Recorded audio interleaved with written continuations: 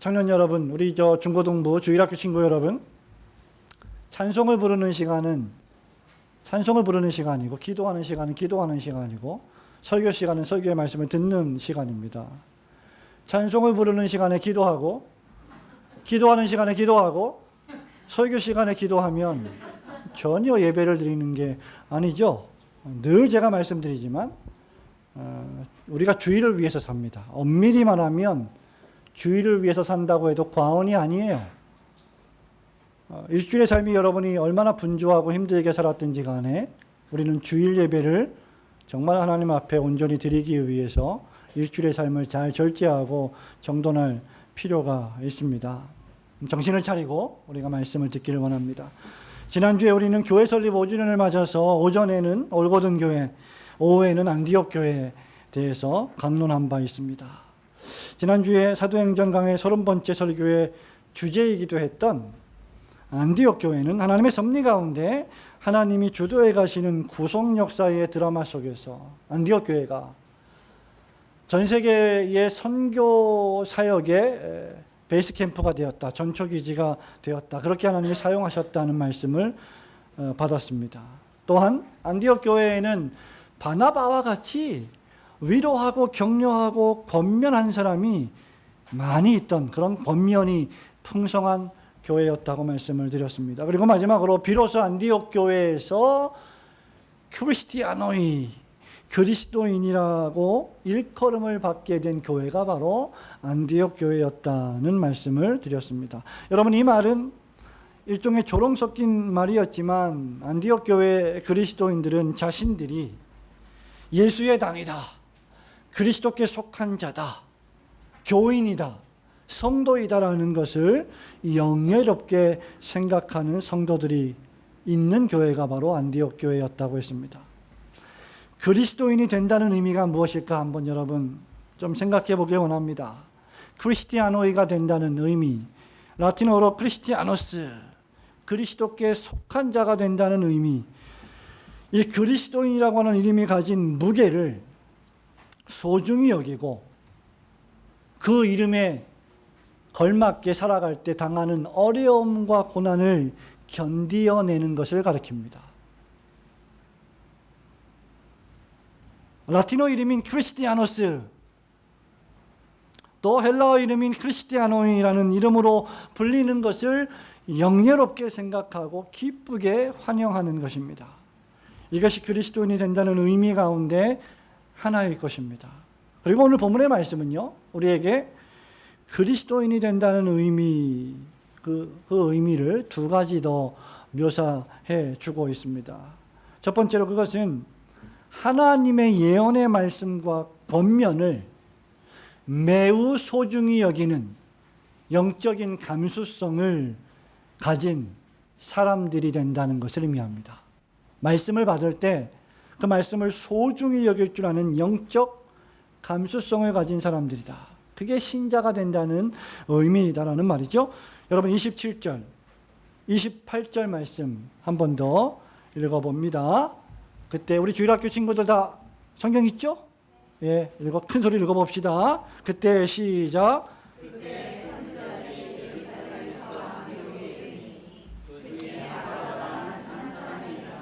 성령으로 말하되 천하에 큰 흉년이 들리라 하더니 글라우디오 때에 그렇게 되니라. 아멘. 28절에 보면 아가보라는 사람이 등장해서 천하에 큰 흉년이 들 것이라고 예언합니다. 그러니까 여러분들이 성경을 읽을 때 이게 뭐지? 이게 뭐 예언자가 나타나지? 신약 시대에? 이렇게 아주 단순하게 생각하면 안 되고, 왜 이런 말씀들이 여기에 기록이 되어 있는지 역사적 문헌, 또 주석, 강해 이런 것들을 통해서 좀 더 겸손한 마음을 가지고 이 말씀을 접근할 필요가 있습니다.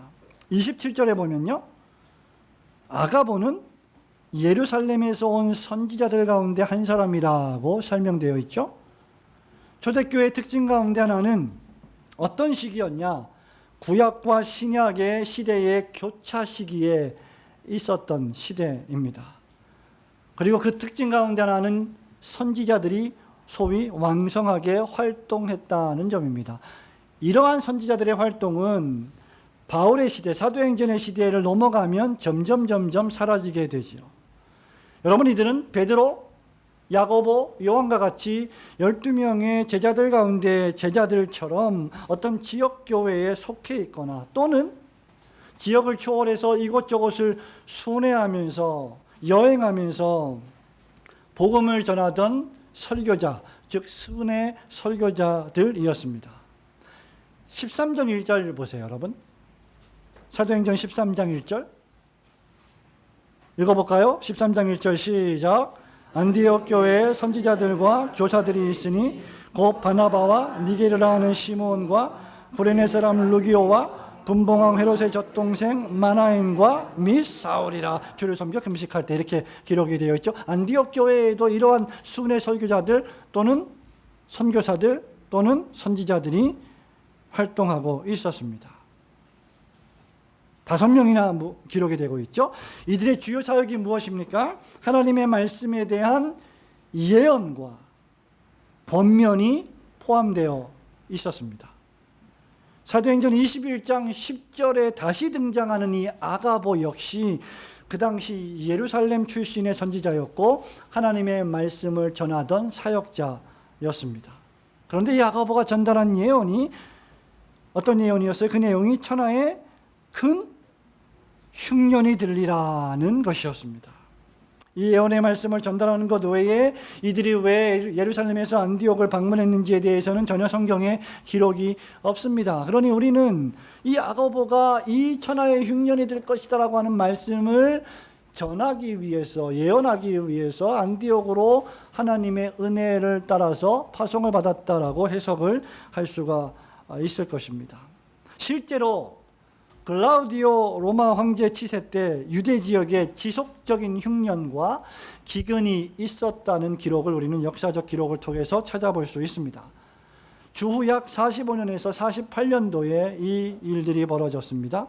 특별히 이러한 흉년은 사실 우리가 흉년이라고 말할 때 우리는 흉년이 잘 뭔지 몰라요, 사실은. 그러나 60대, 70대 되신 분들은 이 흉년이 무엇인지, 한국 전쟁을 겪으신 분들은 이 흉년이 무엇인지를 어느 정도, 아니 많이 이해하실 것입니다. 정말 먹을 게 없어서 산에서 나무 껍질을 깎아다가 그것을 끓여갖고 그것으로 끼니를 채웠던, 굶주림을 해결했던 시대가 우리 시대에 있었습니다. 그러니 여러분, 이러한 흉년이 2년, 3년 계속되고 더더군다나 유대인들은 6년에 한 번씩 모든 땅을 쉬게 하는 휴경의 해가 있었습니다. 그러한 때와 맞물려서 이 흉년과 기근은 엄청난 식량의 부족 사태를 초래했을 것은 의심의 여지가 없습니다. 교회라고 달리 무슨 뾰족한 수가 있습니까? 역시 굶어 죽는 일들이 벌어지는 것이죠. 역사가 수에토니우스가 있는데 이 수에토니우스는 자신의 책에서 이 시기에 잦은 기근들이 존재했었다라고 기록했습니다. 여러분 잘 아시는 유대인의 역사가 유명한 사람이 요세푸스의 유대 역사 기록에 보면 이렇게 쓰고 있어요. 글라우디오 치세의 유대 백성을 덮쳐서 헬라나 여왕이 많은 양의 옥수수와 무화과를 사서 나누어 주었음에도 불구하고 많은 사람들이 양식을 조달하기 위해 필요한 것이 없어 죽어갔다. 실제로 굶주려서 죽는 사람들이 우리 주변에 있었다는 겁니다. 이 시기에. 그러므로 이 기근이 실제로 얼마나 극심했는지를 우리에게 보여줍니다. 경제 상황은 좋지 못했습니다. 사람들의 생활은 죽는 이들이 발생한 만큼 처참했습니다. 실업률이 높아가고 직장을 구하지 못했습니다. 바로 이런 일들이 벌어질 것이라고 예언하기 위하여 예루살렘에서 아가보를 포함한 일련의 선지자들이 온 것이죠. 안디옥으로. 여러분, 본문의 말씀은 아가보의 예언의 말씀 성취의 그 강조점이 있다기보다 그 말씀을 듣고 보였던 안디옥 교회 교인들의 반응에 그 강조점이 있는 것입니다. 우리가 두 번째로 살펴보겠지만 29절에서 안디옥 교회 제자들이 어떤 결정을 내렸어요? 그렇게 기근이 덮쳤던 예루살렘 지역의 유대인들을 돕는 결정을 내렸습니다.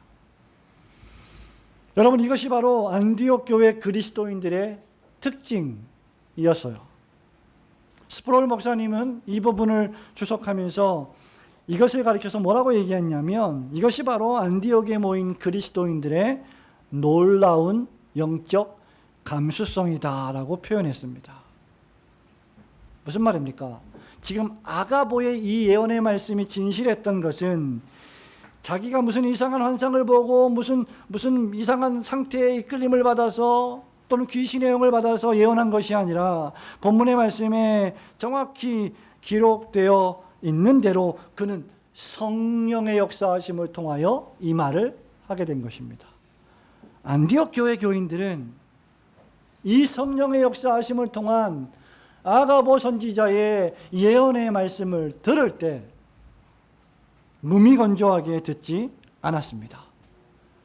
그들은 무기력하게 말씀을 듣지 않았습니다. 그들은 겸손하게 그들의 말씀을 들었고, 그리고 그 말씀에 집중했고, 그 결과 예루살렘 교회를 돕기로 결의했습니다.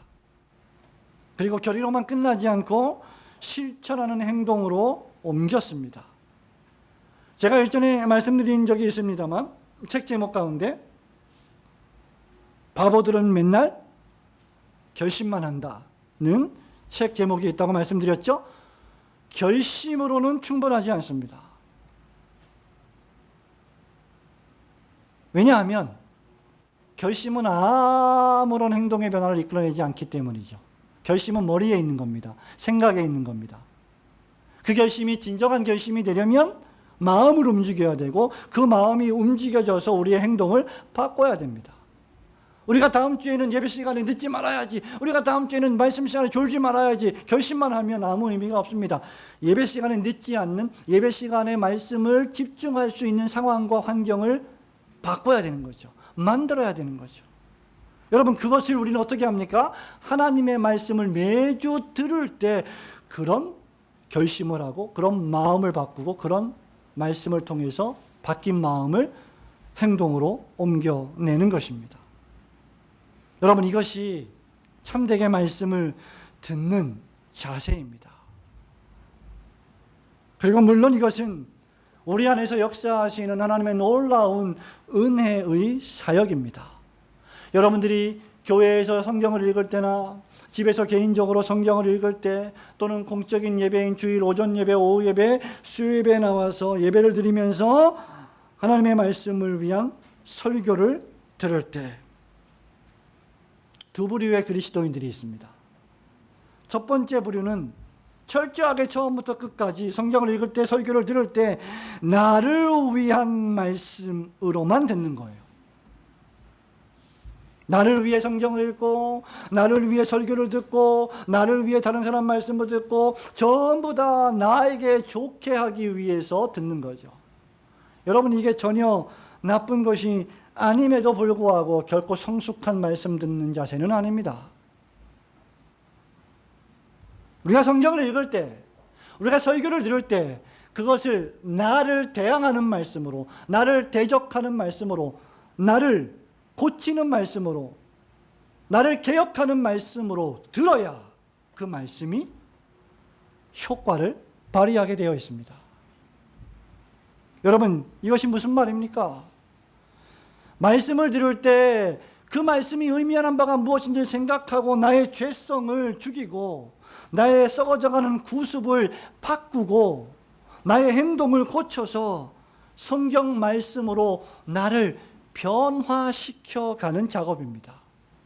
이 작업 없이 우리가 말씀을 듣고, 이 작업 없이 우리가 예배당에 있고, 이 작업 없이 우리가 찬송을 부른다면 우리는 종교 행위를 하는 것이에요. 단순히 우리의 정서, 우리의 감정을 만족시키기 위한 예배를 드리는 것이죠. 여러분, 우리 길을 고쳐나가는, 개혁해나가는 방편이 무엇입니까? 나를 위해서가 아니라 다른 사람을 위해서 성경을 읽는 겁니다. 성경을 읽을 때 나를 위해서가 아니라 하나님의 나라를 위해서 읽는 겁니다. 성경을 읽을 때 주님의 몸된 교회를 위하여 성경을 읽는 겁니다. 단순히 그냥 나한테 이 좋은 말씀을 주셨네, 너무 좋네, 너무 행복하네, 이것은 어린아이와 같은 수준의 신앙인 것이죠. 하나님 나라를 위해서 우리가 하나님 주신 목숨으로, 하나님 주신 이 믿음으로, 하나님 주신 시간으로, 하나님이 허락해 주신 놀라운 물질로 우리가 파산을 해도 죽어도 몇 번씩이나 파산하고 죽었어야 되는데 다시 살려주신 그 은혜로 무엇을 어떻게 살 것인가를 생각하며 우리는 말씀을 읽고 말씀을 들어야 합니다.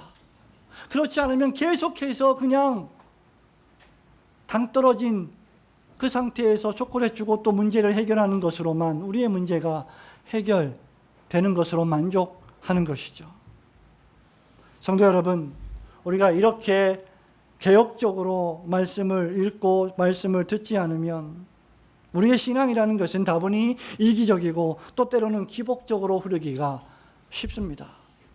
참된 그리스도인이 된다는 의미는 하나님의 예언의 말씀을 듣고 안디옥 교회 교인들처럼 그런 일들이 벌어질 때 우리가 대비를 해야 되겠다. 그 권면의 말씀을 귀히 여기며 마음에 새겨서 헌금을 하고 작정을 해서 도울 수 있는 상태를 만들어야 되겠다라고 결정하는 것입니다. 하나님 말씀을 귀히 여기는 사람들은요, 마음을 엽니다. 자기 집을 엽니다. 어려운 이웃들을 위하여 자기 지갑을 엽니다. 여러분, 우리 봄이 소미 보세요. 우리 이제 화린이가 봄이 소미했을 때 화린이가 봄이 소미의 상태의 은혜를 많이 받았어요. 모든 성도들이요, 화린이를 볼 때 너무 예쁜 거예요. 기저귀 차고 왔잖아요, 화린이가 처음에 올 때. 근데 지금은 저렇게 장성해서 우와, 저렇게 은혜를 받는 아주 성숙한 어린이가 되었어요. 근데 우리 봄이 소미가 그 지금 나이에 있는 거예요. 그러니까 오전에 예배 끝나고 가만히 보니까 이모가 데리고 나가서 맛있는 거 먹고, 오후에 보니까 장로님이 데리고 나가서 맛있는 거 먹고, 오후 예배 끝나고 누가 데리고 나가서 또 맛있는 거 먹고. 근데요, 그렇게 봄이 소미를 안고 있는 여러분들의 마음이 어때요? 활짝 열려 있어요.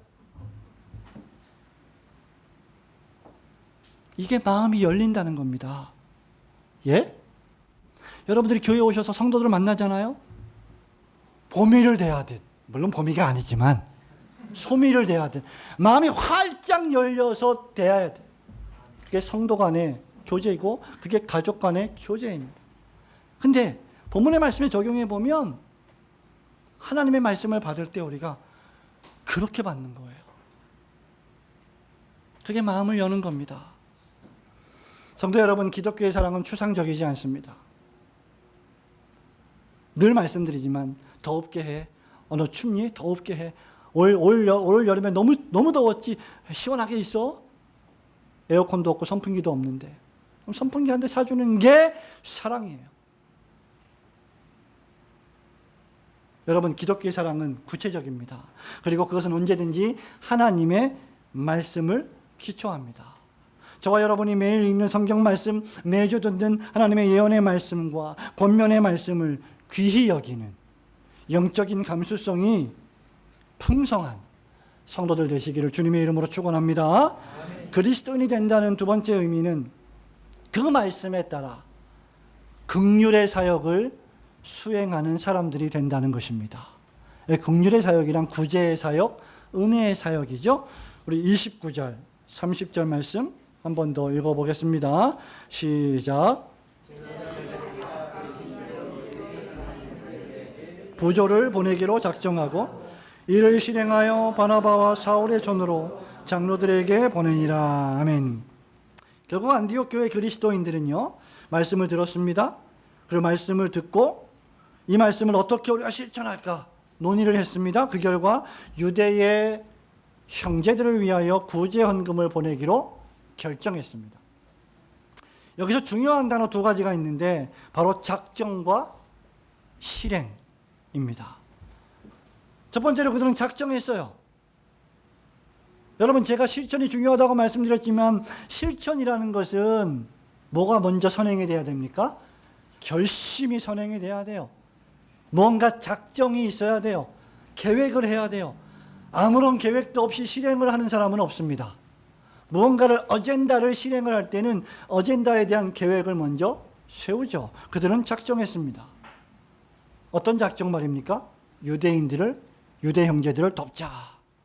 굶어 죽고 있으니까 우리가 돕자. 이것이 참된 긍휼 사역의 시작입니다. 동정이 없는, 사랑하는 마음이 없는, 돕고자 하는 마음이 없는 구제는 위선입니다. 그것은 자기 의의를 드러내는 거예요. 사랑의 마음이 없이 돈을 던져주는 것은 오히려 안 하니 못합니다. 자기 의의를 하나님이 우리에게 주신 그리스도의 의보다 높이는 것이기 때문이죠. 여러분, 작정이 없이 결의는 없습니다.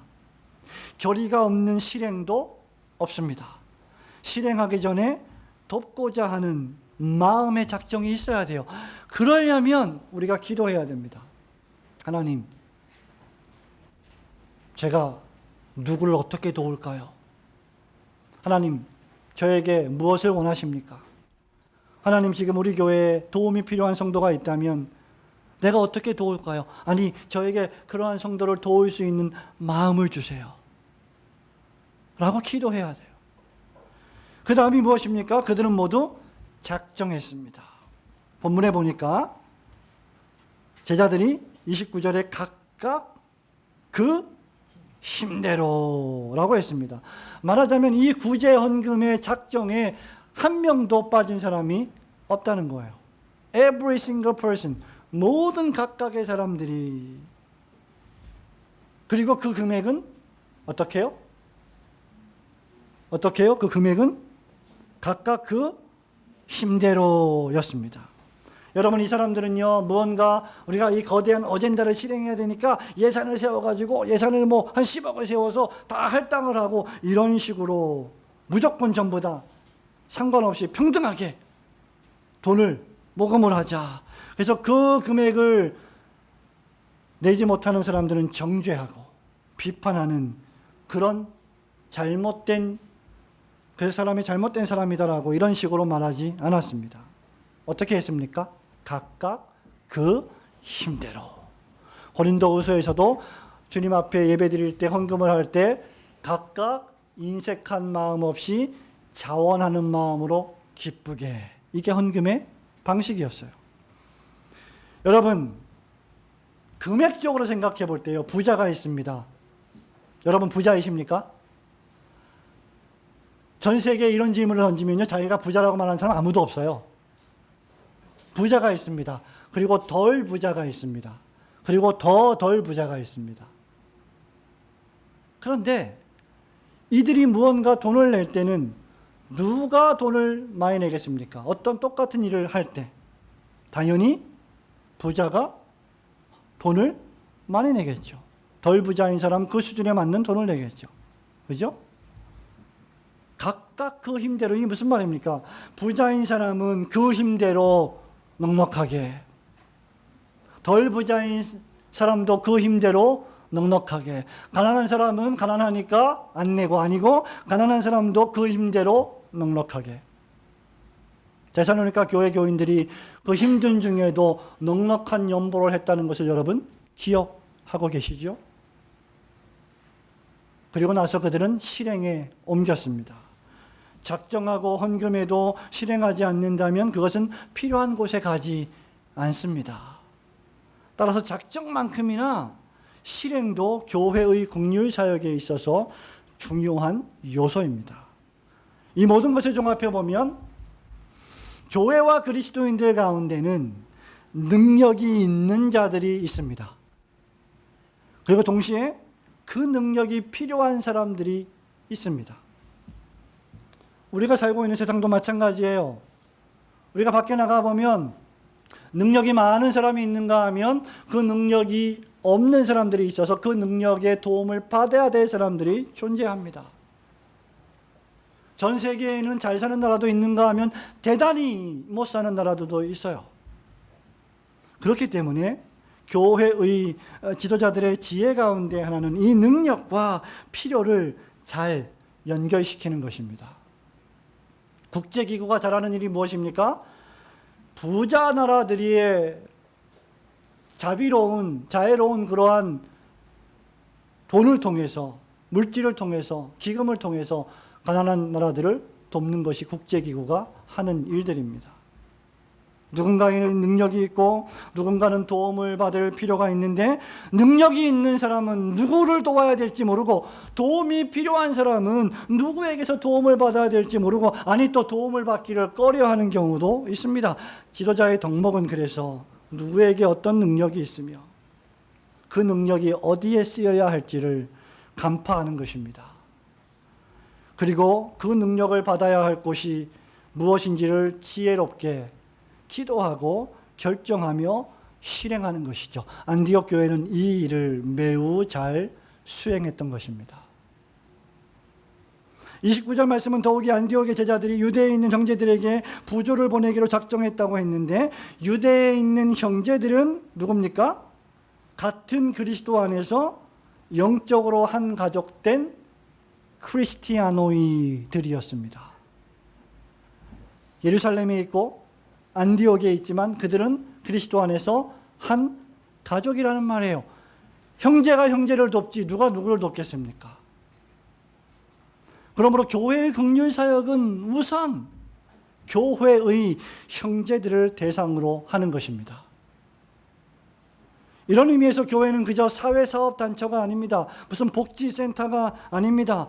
사람들 가운데는 말이에요, 여러분, 교회의 역할이 세상에서의 고아원, 양로원, 복지시설이 하는 것처럼 세상의 사회적 문제를 해결해 주는 기관으로 오해하는 사람들이 있습니다. 이것은 여러분 자유주의 신학이 가져온 폐해이자 비극입니다. 자유주의 신학자들은 참된 복음은 예수 그리스도의 속죄 사역을 전파하는 것이 아니다. 참된 복음은 십자가를 전하는 것이 아니다. 참된 복음은 소외되고 이 나라의 이 전 세계의 가난한 사람들에게 소유를 나누어 주는 것이다 라고 주장합니다. 그러나 이것은 참된 복음이 아니죠. 사회 복음입니다. 여기서 해방신학이 정치적으로 나오게 됩니다. 참된 복음은 주 예수 그리스도께서 죄인의 죄를 속죄하시기 위하여 십자가에서 죽으셨고 죄인의 구원을 위해 다시 부활하셨음을 선포하는 것입니다. 그리고 이 복음 선포의 결과 변화를 받은 신자들은, 중생을 체험한 신자들은 자기가 죄인이었고 이제 의인이 되어서 하나님의 나라의 시민권을 가진 사람이라고 확신하는 성도들은 그 결과 가난한 사람들을 위한 구제와 복지를 위한 헌신을 나타내는 것입니다. 자유주의 신학자들은 복음 선포의 결과를 복음 그 자체와 혼동하고 있는 것입니다. 참된 믿음은 그래서 여러분 단지 예수님을 받아들이고 주일이 됐으니까 예배를 드리고 나와서 기도하고 개인적으로 경건하고 거룩을 추구하는 것으로 한정되지 않아요. 그것은 기본입니다. 참된 믿음은 그래서 교회의 성도들, 형제들을 사랑하는 것으로 구현되어야 하고, 더 나아가 이웃을 사랑하는 것으로 나타내야 하고, 더 나아가 사회의 정의를 추구하는 열매로 나타나야 되는 것입니다. 이게 신자가 된다는 의미입니다. 여러분 혹시 오전에 설교 말씀을 듣고 그래 우리의 시민권은 하늘에 있으니까 이 땅은 아무것도 아니야, 우리는 어차피 천국 갈 사람들이니까 그래 마음 놓고 살자, 하고 싶은 거 다 하고 살자, 좀 사기 좀 치면 어때? 도둑질 좀 하면 어때? 어차피 천국 갈 건데, 그게 율법 폐기론주의자들의 주장입니다. 진짜 중생받은 사람이면 그렇게 생각 못합니다. 그렇게 생각이 안 돼요. 아예 안 돼요. 그런 생각을 할 수가 없어요. 그런 생각이 들면 죄악적으로 여겨집니다. 내가 얼마나 탐욕에 물든 죄인인가, 이런 생각을 하게 되는 거죠.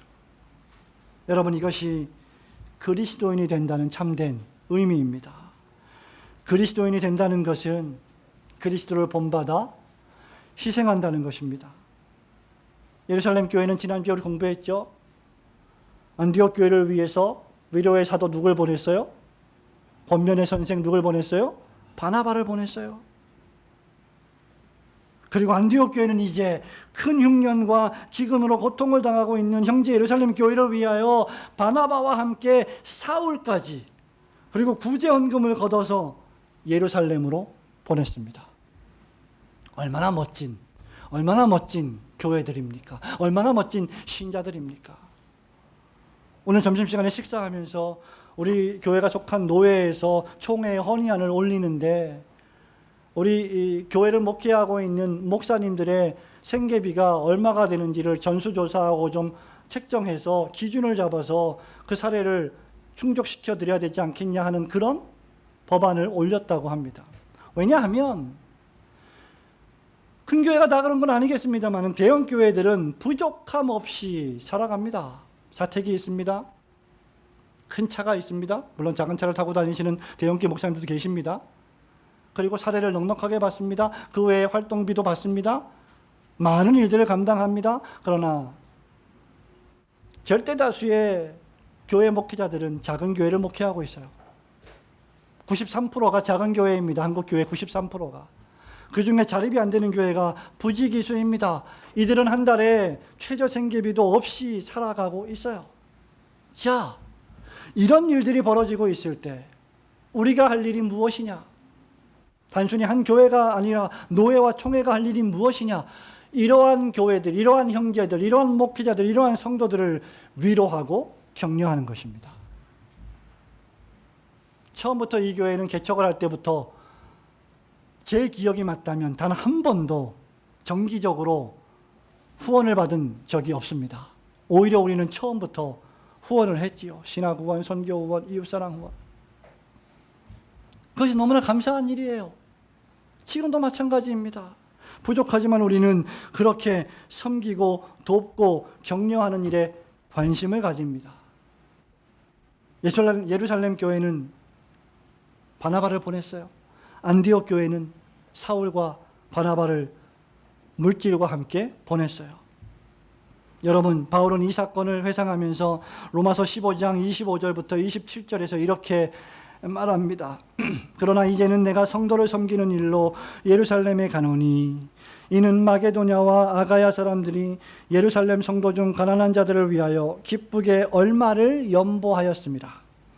저희가 기뻐서 하였거니와 또한 저희는 그들에게 빚진 자니 만일 이방인들이 그들의 영적인 것을 나눠 가졌으면 육적인 것으로 그들을 섬기는 것이 마땅하니라. 여러분, 무슨 말이에요? 영적으로 주 예수 그리스도의 복음을 유대와 예루살렘으로부터 엄청난 선물을 받았으니 우리가 이제 육적으로 물질을 통해서 돈을 통해서 그들을 섬기는 것은 마땅하지 않느냐 이 말입니다. 이 말씀을 우리 모두에게 적용해 보시기 바랍니다. 만일 우리가 영적인 것을 나눠 가졌으면 우리가 가지고 있는 물질적인 것으로 우리의 형제들을 섬기는 것이 마땅하지 않겠습니까? 모든 것이 주님으로부터 왔고 우리가 죽을 때 아무것도 가지고 가지 못한다는 것을 생각한다면 우리가 힘이 있을 때, 우리가 능력이 있을 때, 우리가 무언가 베풀 수 있을 때 베풀고 나누고 위로하고 격려한다면 그것만큼 하늘에서 큰 상급이 어디 있겠습니까? 아무리 힘들다 해도 다 먹고 살만합니다. 우리 대한민국 정말 일반적으로 볼 때 참 잘 삽니다. 제가 여러 나라를 다녀봤지만 인터넷 스피드가 이렇게 빠른 나라는 대한민국밖에 없습니다. 웃지도 않으시네요. 인터넷이 망가지면 전화를 해서 좀 수리하러 오라고 하면 미국은 평균 3박 4일입니다. 근데 우리나라도 요즘 뭐 너무 많이 이제 쓰다 보니까 좀 늦게 오기도 합니다만 그래도 우리는 마음만 먹으면 우리가 원하는 시간에 오게 만들 수 있잖아요. 대단한 나라입니다. 그럴 때 우리는 그러한 것들을 선용할 필요가 있죠. 성도 여러분, 우리가 믿음으로 말미암아 의롭다함을 받았고 하나님의 자녀가 되어 이렇게 매일 기쁜 은혜의 생활을 한다면 우리가 가지고 있는 것을 아낌없이 드려서 섬겨야 하지 않겠습니까? 신학교 후원하고 선교사님들 돕고 또 우리가 알게 모르게 핍박받는 나라에서 복음을 전하는 신학교의 학생들도 돕고 우리 국내의 신학생들도 돕고 이제 여러분 선교라고 하는 것은요 해외에만 파송하는 게 선교가 아닙니다. 해외에 파송된 선교사들만 돕는 게 선교가 아니에요. 이제 우리나라가 선교의 대상이 됩니다. 복음을 잡고 떠나지요. 인구 절벽이 옵니다. 젊은이들이 떠나갑니다. 신학생들의 숫자가 줄고 있어요. 목사가 배출이 안 됩니다. 우리나라가 유럽의 교회를 따라가고 있는 거죠. 이러한 때에 우리는 경각심을 가지고 도와야 합니다. 할 수 있는 한 최선을 다해서 도와야 합니다. 그러므로 말씀에 따라 이 긍휼의 사역에 헌신함으로 참된 그리스도인이 된다는 의미를 실천하시는 성도들 되시기를 주님의 이름으로 축원합니다. 성도 여러분, 말씀을 맺습니다. 우리들은 모두 다 크리스티아노스, 크리스티아노이, 예수 그리스도께 속한 사람들입니다. 그러므로 이 말은 우리가 예수님의 이름을 영예롭게 여긴다는 말이고 예수 그리스도에게 소속되었다는 것을 자랑스럽게 여긴다는 말이고 예수를 위하여 산다는 말입니다. 오늘날 우리 시대의 진리는 더 이상 성경에 있는 것 같지가 않아요. 유튜브에 있는 것 같아요. 유튜브가 진리인 것 같아요. 요즘 유튜브를 잘 운영하면 구독자가 수천, 수만 명이 되고 수십만 명이 되고 조회수가 수십만, 수백만이 되면 자동적으로 광고가 따라붙고 돈을 번다고 합니다. 물론 유튜버 가운데는 재능을 기부하기 위해서 자신이 갖고 있는 지식을 많은 사람들에게 나누기 위해서 아주 선하게 유튜브를 사용하는 분들도 계십니다. 그러나 그 중에는 인간의 탐욕, 인간의 죄악, 인간의 죄악된 본성을 여지없이 드러내는 유튜버들도 있음을 보게 됩니다. 그 중에 하나가 저는 먹방이라고 생각을 해요. 끔찍하기 그지없습니다. 설치한 카메라 앞에서 상 위에 수십만 원어치의 음식을 차려놓고 그것을 먹는 방송을 해요. 바닷가재 랍스터, 듣도 보도 못한 랍스터 이따만한 것을 깨서 먹습니다. 쟁반에 있는 국수를 먹습니다. 짜장면을 먹습니다. 탕수육을 먹습니다. 난자완스 팔보채. 그렇게 먹다가 어떻게 돼요? 죽어요. 계속 그렇게 먹어보세요. 죽습니다. 그게 이 시대의 문화예요. 무섭기 그지없어요. 저는 그런 걸 볼 때마다. 여러분 그런 거 보지 마십시오. 건전한 먹방들은 괜찮아요. 백종원 씨 같은 그런 먹방들 괜찮습니다. 제가 볼 때는. 그런데 이런 나쁜 먹방들은 여러분들이 볼 때마다 조회수가 올라가고 여러분이 구독할 때마다 악에 동참하는 일이 됩니다. 아프리카를 가보세요. 케냐, 나이지리아 가보세요. 뼈만 앙상한 아이들이 못 먹어서 지금도 파리에 밥이 되고 있습니다. 거짓말 같습니까? 실제 가보세요. 이게 우리의 현실이에요. 그런데 우리는 먹방을 하고 있어요. 인간의 탐욕의 끝이 어디일까? 어린아이를 내세워서 수십억 돈을 벌고 유튜브로. 여러분 그걸 부러워하지 마세요. 그걸 부러워한다면 여러분은 정말 그리스도인이 아닐 겁니다. 정말 그래서는 안 됩니다.